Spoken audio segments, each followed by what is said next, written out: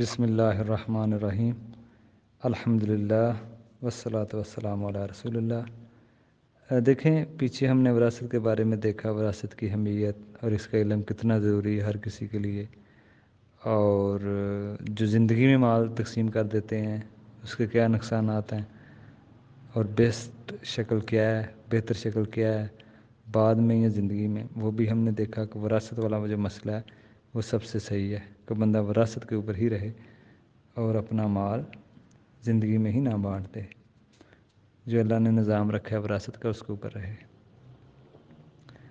آج ہم کچھ چیزیں دیکھیں گے کہ اگر کسی کے نام سے پراپرٹی لینا اس کے کیا نقصانات ہو سکتے ہیں، جیسے کوئی بیٹے کا نام لے لیا یا بیٹی کے نام سے لے لی یا بیوی کے نام سے لے لی، اور وراثت میں اس میں کیا پھر مسائل پیدا ہو سکتے ہیں۔ برائے نام مالک خود ہے، پیسے خود لگا رہا ہے، لیکن ویسے کسی کے نام کر دیتا ہے قانونی طور پہ، شرعی طور پہ مالک خود ہے، لیکن ویسے کسی کے نام لے لی، چلیں اس کے نام لے لیتا ہوں، اور بعد میں اس کے کیا خرابیاں ہوتی ہیں وہ کچھ چیزیں ہم دیکھتے ہیں۔ دیکھیں، مثال کے طور پہ بیٹی کے نام پر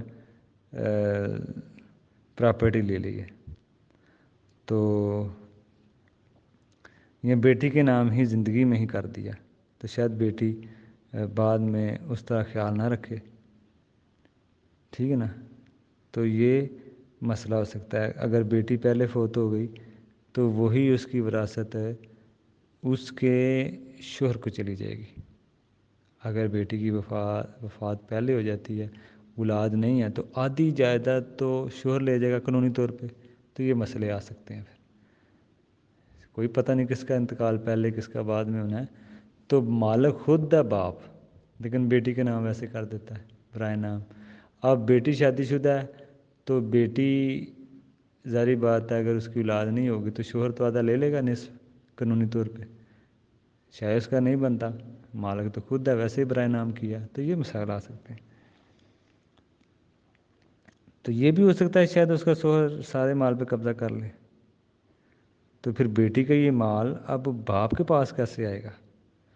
سارا باپ کا، پھر باپ کو تو جائے گا 1/3 ماں باپ کو، باقی تو آدھا شوہر لے لے گا، تو یہ پھر مسئلہ آ سکتا ہے۔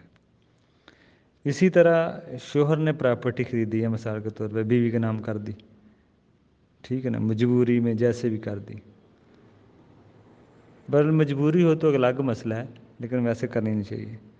بیوی کے نام سے جائیداد خرید لی ہے، اب دوسری شادی اگر وہ کرے گا تو یہ شاید یہ پہلی بیوی یہ نہ دے کہ یہ تو میرے نام ہے قانونی طور پہ، تو کوئی دنیا کی ایسی عدالت نہیں ہے جو بندہ یہ پروف کر سکے کہ یہ اس کا مالک ہے، شوہر ہے، تو عدالت تو نام دیکھے گی، تو یہ مسئلے آ سکتے ہیں۔ اپنے نام ہی رکھیں، تو اس لیے پھر اس کا جو مال ہے وہ شاید دوسری بیوی جو ہے وہ نہ دے کہ میں تو اس کو نہیں دوں گی۔ دنیا کے لحاظ سے یہ آدمی کو پہلے ہی مسئلے کا معلوم ہونا چاہیے کہ یہ مسئلہ پیش آ سکتا ہے کل کو، ٹھیک ہے نا۔ تو یہ ایک بیوی کے نام سے پراپرٹی لی، دوسری بیوی اور بچوں کے لیے مسئلہ بن سکتا ہے اگر اس دوسری شادی کرتا ہے، تو پہلی بیوی کے نام سے لے لی، پیار پیار محبت محبت میں جس طرح بھی حالات اچھے تھے، سب ٹھیک تھا، کر دیا، بعد میں دوسری شادی لڑائی جھگڑے شروع ہوئے، تو وہ بیوی تو پھر قانونی طور پہ تو وہی مالک مانی جائے گی، شرعی طور پہ چاہے شوہر ہی کیوں نہ ہو۔ تو یہ سارے مسائل کا انسان کو پہلے ہی پتہ ہونا چاہیے۔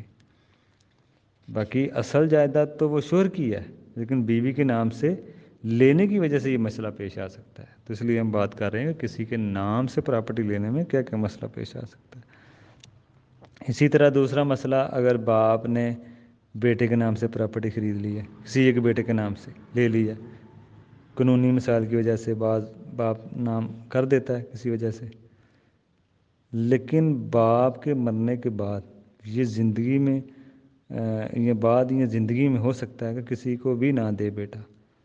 دنیا میں کوئی ایسی عدالت نہیں ہے جو پراپرٹی کو ترکے میں شامل کر دے۔ اگر باپ نے مجبوری میں بھی کر بھی دی ہو تو سب کو بتا کے جائے کہ یہ سب کی ہے، صرف بیٹے کی ملکیت میں نہیں ہے، تو اس لیے اس مسئلے کو جاننا چاہیے، یہ ضروری ہے۔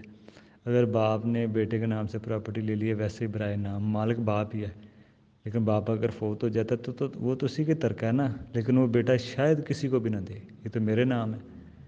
لیکن نام ہونے سے تو کوئی مالک نہیں ہوتا۔ شرعی مالک ہونا اور قانونی مالک ہونا، ان دونوں میں فرق ہے۔ بعض لوگ ان فرق کو نہیں سمجھتے، وہ سمجھتے ہیں میرے نام ہے اور میں ہی مالک ہوں، ٹھیک ہے نا؟ تو شرعی مالک بھی ہونا چاہیے۔ نام تو کوئی ویسے بھی کسی کا کر دیتا ہے، تو مالک تو بیٹا نہیں ہوگا، لیکن یہ مسائل پیش آ سکتے ہیں۔ تو اس لیے بڑی کوئی مجبوری ہو تو کر دیا تو سب کو بتائے، اس کو بھی بتائے، سب بچوں کو بتائے کہ سب کا اس میں حصہ ہوگا، یہ مجبوری کی وجہ سے نام کیا ہے۔ تو یہ نام کرنے سے مسئلہ پیش آ سکتا ہے۔ تو بہرحال یہ علم ہونا چاہیے۔ اکثر اہل علم کی رائے ہے کہ 100 میں سے نہیں بلکہ 1000 میں سے 999% لوگ 999% لوگ صحیح تقسیم نہیں کرتے وراثت۔ بہت سارے لڑائی جھگڑے اس میں شروع ہو جاتے ہیں، ٹھیک ہے نا؟ تو یہ بھی اس میں مسئلہ ہے کہ بعض لوگ ٹائم پہ تقسیم نہیں کرتے، ٹھیک ہے نا؟ فروخت نہیں کرتے، وہ کہتے ہیں جی یہ باپ کی ہے، لیکن یہ ترکہ باپ کا نہیں رہا، یہ سب مالک ہیں۔ بیچنا ضروری ہوتا ہے، بعد فوراً تقسیم کرنا ہوتا ہے، تخیر کریں گے تو خرابیاں پیدا ہوں گی۔ تو 1000 میں سے کوئی ایک ہی ہوں گے جو صحیح اس کو تقسیم کرتے ہیں۔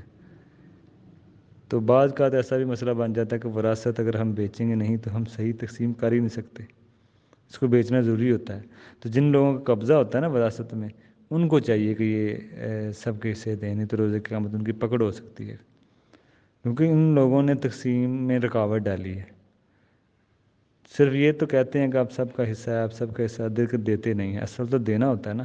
جو وارثوں کے حصے ہوتے ہیں ان کو دیا جائے، اس میں تخیر نہیں کرنی چاہیے، اسی ٹائم تقسیم کریں، یا اگر تخیر ہے تو ان کو کرایہ دیں، ٹھیک ہے نا؟ تو اتنا مسئلہ الجھا دیتے ہیں، پریشانی پیدا ہوتی ہے، بعد میں اگر کوئی تقسیم بھی کرنا چاہے تو وہ تقسیم نہیں ہوتی صحیح۔ تو یہ لا علمی ہی کی وجہ سے ہو رہا ہے۔ تو یہ اس مسئلہ ہوتا ہے، بعض کا باپ نے وراثت چھوڑی ہوتی ہے، بچوں کا بھی بیچ میں شامل ہو جاتا ہے مال تخیر کرنے میں، اسی ٹائم نہیں بانٹتے، تو بہت سارا پھر مسئلہ مکس ہو جاتا ہے۔ پھر جتنا مرضی ماہر بندہ لے آئیں آپ وراثت کا، وہ صحیح تقسیم نہیں کر سکتا، بعد میں پریشانی زیادہ ہوتی ہے۔ اسی ٹائم پہ تقسیم کریں تو وہ مسئلہ صحیح ہوتا ہے۔ تو یہ اس میں مسئلہ ہے کہ جو بھی وارثوں کے حصے بنتے ہیں، جن کا قبضہ ہوتا ہے، ان کی ذمہ داری ہے وہ سب کو دیں، اس میں تخیر نہ کریں، رکاوٹ نہ ڈالیں، کسی کا حصہ نہ روکیں، اگر روکنا بھی ہے تو ان کا کرایہ دیں، اور کسی کے معافی کے چکروں میں نہ پڑیں کہ بہنیں معاف کر دیں یا فلاں معاف کر دے۔ جب جو بھی حصے رکھے ہیں وہ ان کو دینا چاہیے۔ السلام علیکم ورحمۃ اللہ۔